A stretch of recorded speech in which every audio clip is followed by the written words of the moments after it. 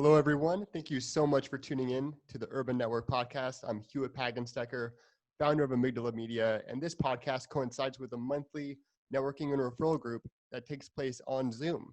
You could discover and register for this networking group at urbannetwork.biz. It's a great way to meet other professionals, entrepreneurs in the local area, and just to grow your network and learn how other business owners are adjusting and growing their business during this time.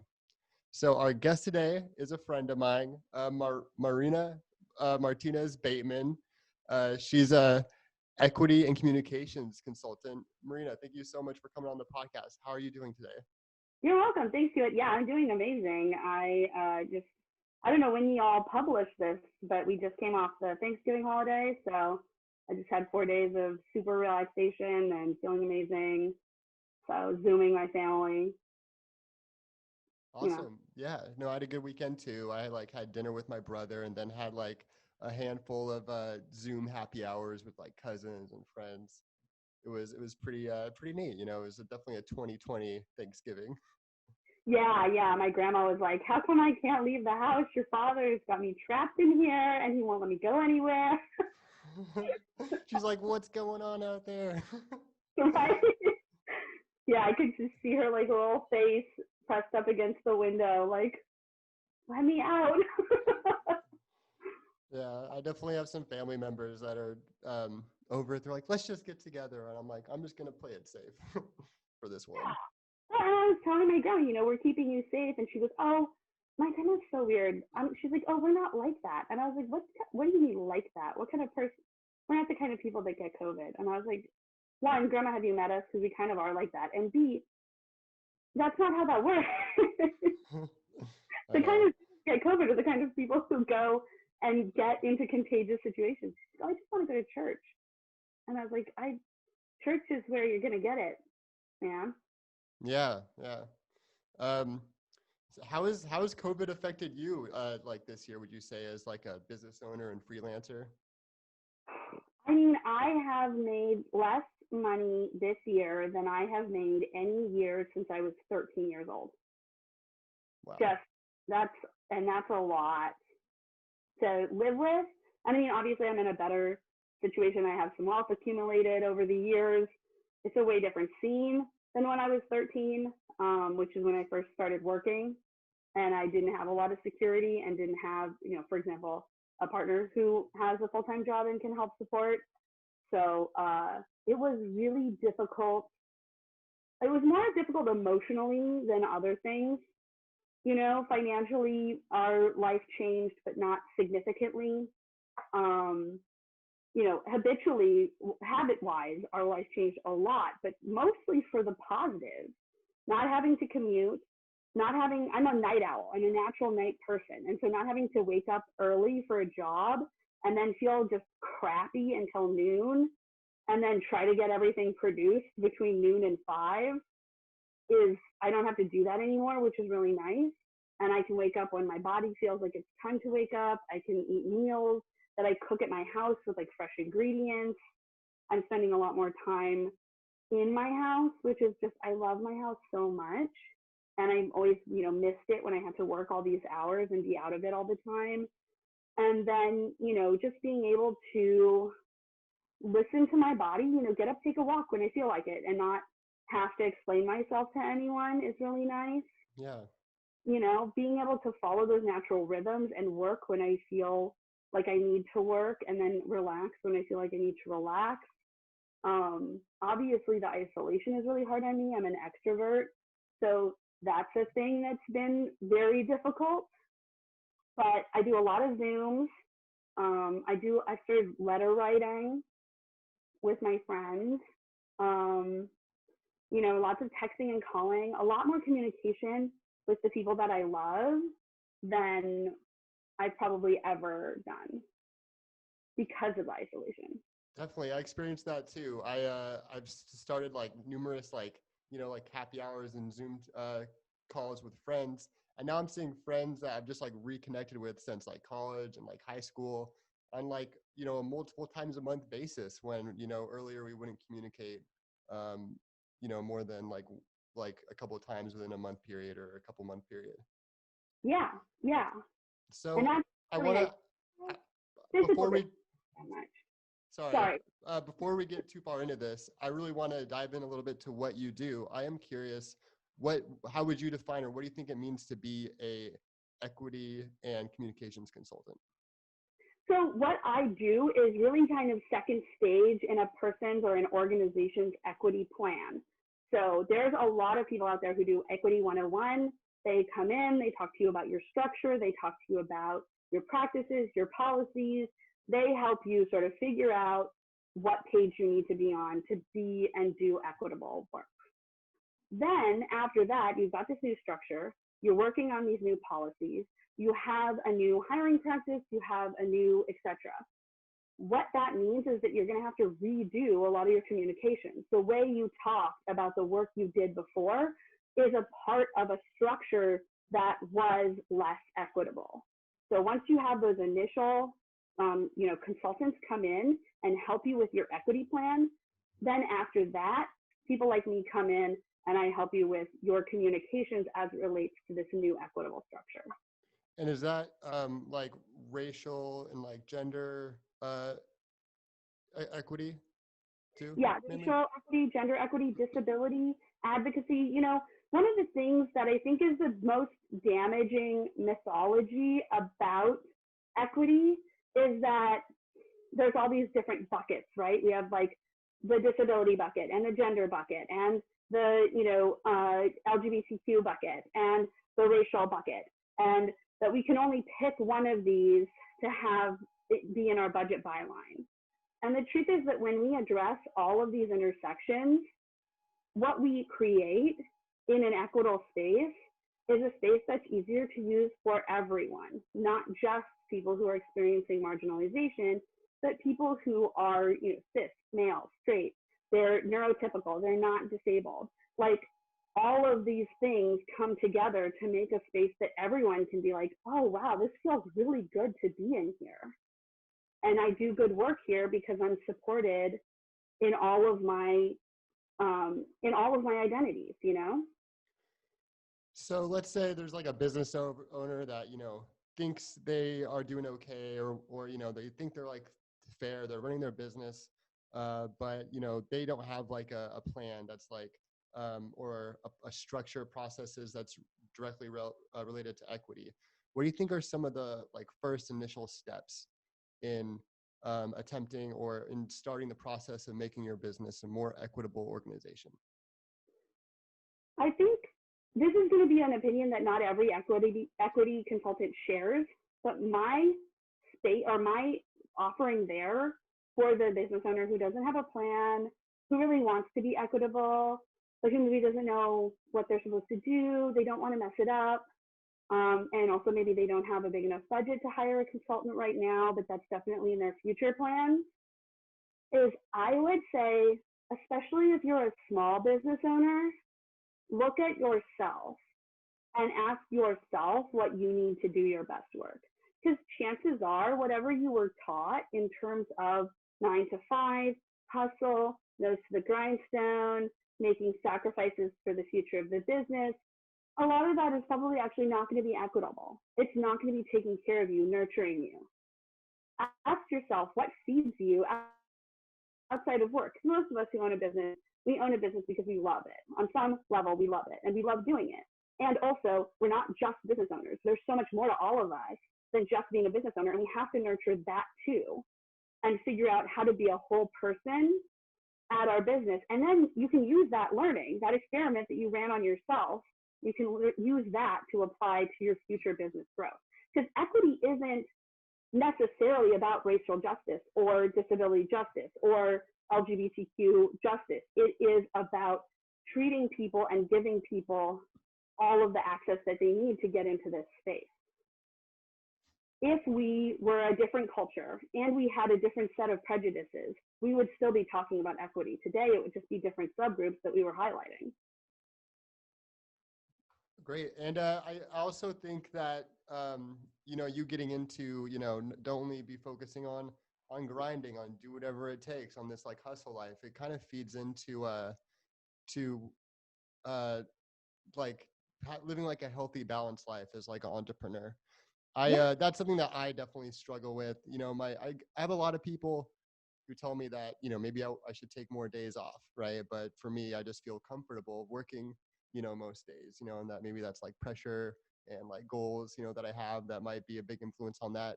But I do feel comfortable working like 7 days a week, you know, most weeks. So that's kind of like it's a hard line to cross and to define for yourself. I did see on LinkedIn that you were hosting a webinar.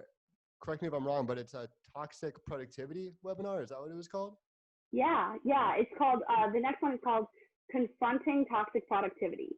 And especially over this last year, but I would say that this is a journey that started about 3 to 5 years ago when my last business closed because of cash flow issues. I was working 7 days a week. I was working super long hours in those days. I was also neglecting my body to an extremely horrible degree. Like I wasn't eating, I wasn't exercising, and I didn't have any hobbies. I had stopped talking to all of my friends because all I wanted to talk about was the business and how it was doing and whether it was doing good or bad. And I just, the business closed. You know, we lost this whale client while we were in a growth phase. We couldn't make up the loss of income and we had to close. And it totally devastated me. And I went out into the world to not only figure out what I did wrong there business-wise, but also to figure out what I did wrong there because I knew it didn't feel good. The last, 6 months I worked with the business were some of the most successful months of our business life.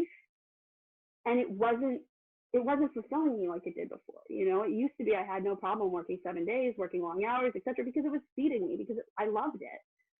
And I found that the more I worked at the business and didn't feed myself in other ways, the more I just sort of like glommed on to being the perfect business owner, being the best boss, being the best provider for my clients. And because I focused on that so much, I had no input coming from other places.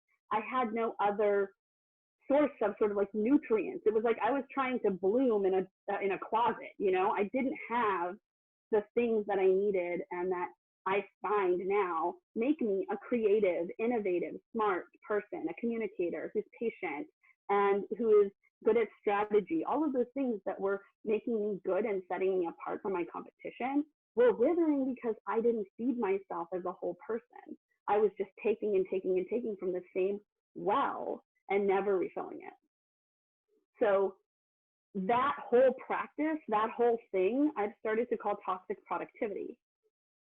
Because at the face of it, even as my business was collapsing around me, as my own, I wasn't sleeping very well, I wasn't eating very well, people were saying, oh my God, Marina, I wish I was like you. I wish I could be productive like you. And it was looking very productive. I was working a lot of hours. I was also successful on paper, of course, until we weren't. Mm-hmm.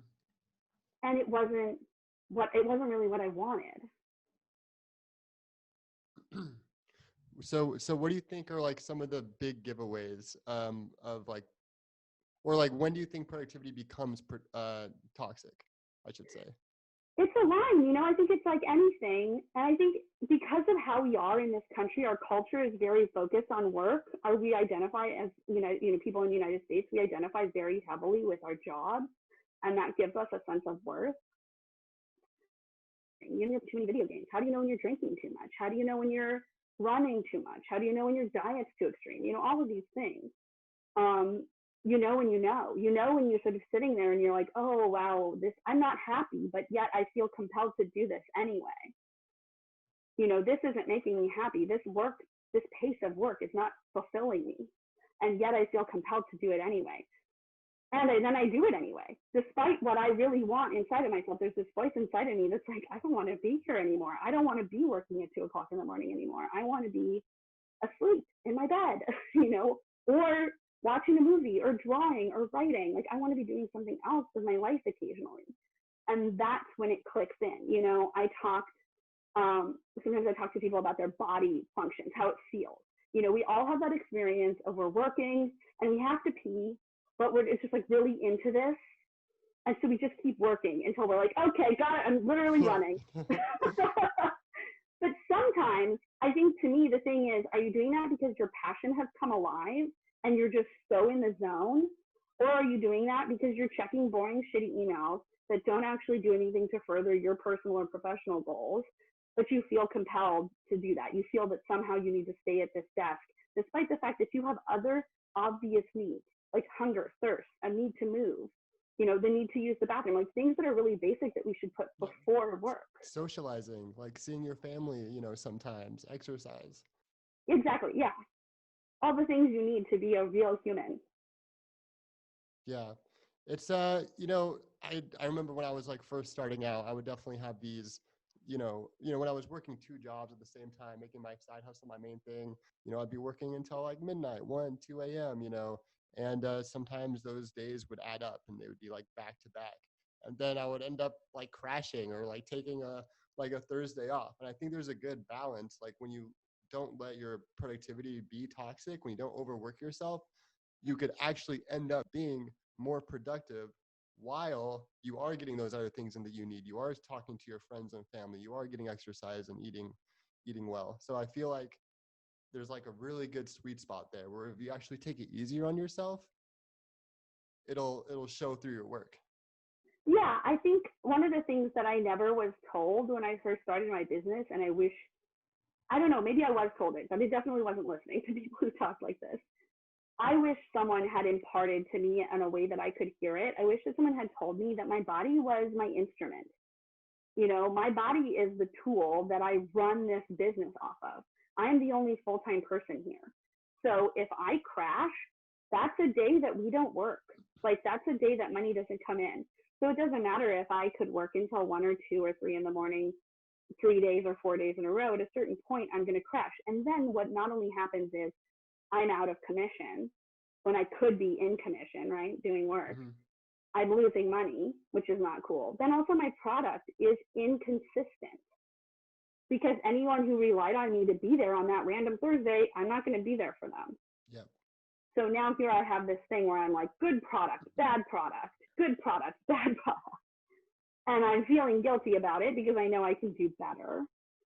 But in my mind, I'm still committed to this idea of toxic productivity, which is that somehow, boiling it down, toxic productivity is the fallacy that my inputs matter more than my outputs. That somehow if I work a ridiculous number of hours, that means that my product is that many hours good. And we all know that that's not true. After a certain number of hours, you just start to just take a dive in everything. Yes, yeah. And if you had just gone and rested and came back, it would take far less hours to complete the same task in a way more skilled manner.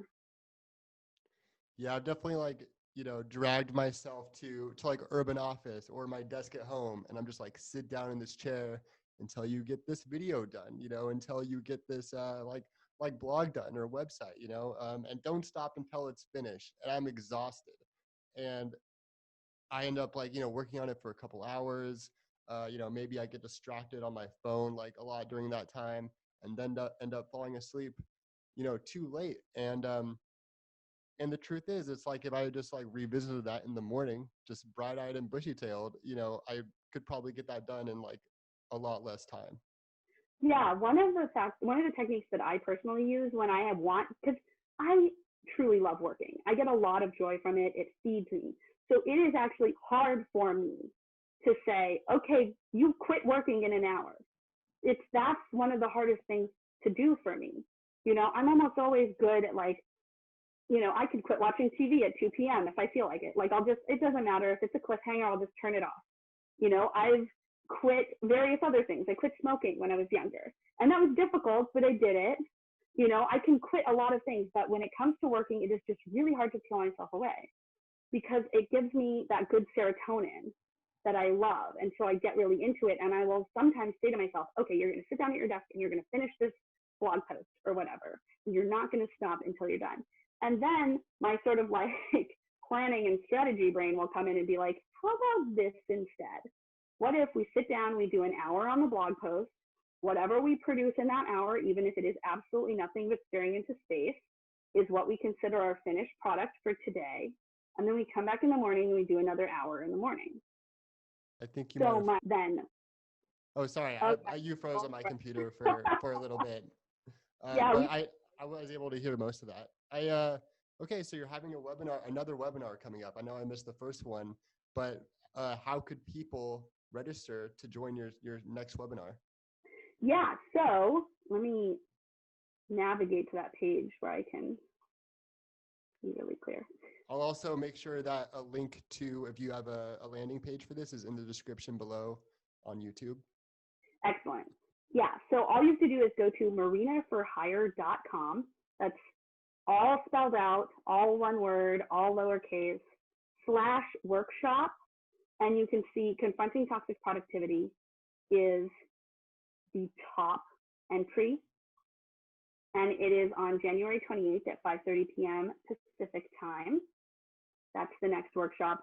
And then my plan is to hold that workshop every other month. The one I'm having in March is going to be a private event for a organization. So we won't be putting it online, but the one in May will be online. Excellent. Did I freeze again? Yeah, thank you so much for sharing that. No, I heard you the first time. You're good. Cool. And what about if people are interested in getting an equity or communications consultant? Just go to marinaforhire.com. I have a contact form on there. You can contact me and talk to me about what's up with you, where you are. There is no official, like, oh, this is when someone should start asking for me. But in general, when you're looking at your communications and you're seeing that the strategy doesn't match how you're doing your work now, and you want it to say more clearly how you're doing equitable work and how that's showing up, then that's when you talk to someone like me. So it doesn't necessarily mean that you've already had an equity consultant previously. It doesn't necessarily mean that you're on a certain level or program, but it just means that you are doing equitable work inside of your organization and you need to talk about it properly. And are you still providing and writing like newsletters and blogs for business owners as well, copywriting? Yeah, I'm doing that. Yeah, blogs, emails, social media, media strategy. I'm also helping to hire, train, and manage comms professionals. So a lot of department heads right now are having the situation where we're all overwhelmed. We're all at home. We all have multiple people in the house. Frequently, we have kids in the house that are doing online schooling, and it's just getting to be a lot. And so we have department heads and team managers, team leads, who need someone to just project manage their stuff, take that bit over so that they can do what they need to do, and have me do the more generic work of project managing their comms. I am also doing that. So doing step in for second pair of hands management. Excellent. Yeah, I really enjoyed all the work you did for Urban Office too. And it's been so awesome getting to know you this last year through our Artist Way book group. That's lasted like 6 months longer than initially planned. That book club has been like, our book club honestly has been a big anchor for me during COVID. It's just the fact that we meet every Tuesday and we talk about our artistic pursuits, like outside of our business pursuits. That can be hard for me to separate, my creativity as a person and my creativity as a business owner. But it's just really nice to be able to touch base with people from different industries and different, et cetera. Like the only thing we have in common is Urban Office. We just talk about and the ways that we're doing art in the world. And I love it. I mean, it's been really helpful for me to be grounded and remember that I'm also a creative person and not just a business. Yeah, it's been amazing just to like have people that I know are there for me in terms of supporting my creative goals and providing feedback, and also just have their own, and we're all kind of holding each other accountable. It's been like of course, just like an amazing community, just something I wasn't expecting at the start of this year. So everybody, read The Artist Way if you haven't. Shout out to our Artist Way book club too, if you're listening to this. Yeah, community now more than ever is important. So just some advice, build as much community as you can in this life. Exactly. Community keeps us real and grounded. I think a lot of times people will just say or do things that, on paper, you're like, okay, well, yeah, on paper that looks correct. But does that really resonate? Is that really who they are inside? Is that really what they're doing? You know, if we were being authentic, would we say that in a different way? And I think with equity comms right now, that's the real crux of the issue is we have a lot of people saying a lot of things about equity and about what they're doing or going to do for equity.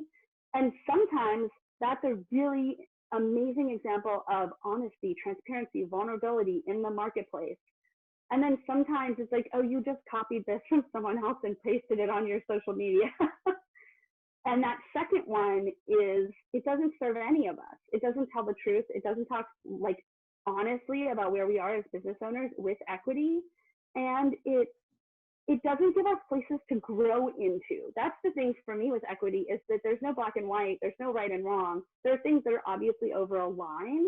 Mm-hmm. But after that, we're all growing and we're all trying and we're all making mistakes and we're all learning about this paradigm and about how we can live in a more holistic, supportive environment for all of us.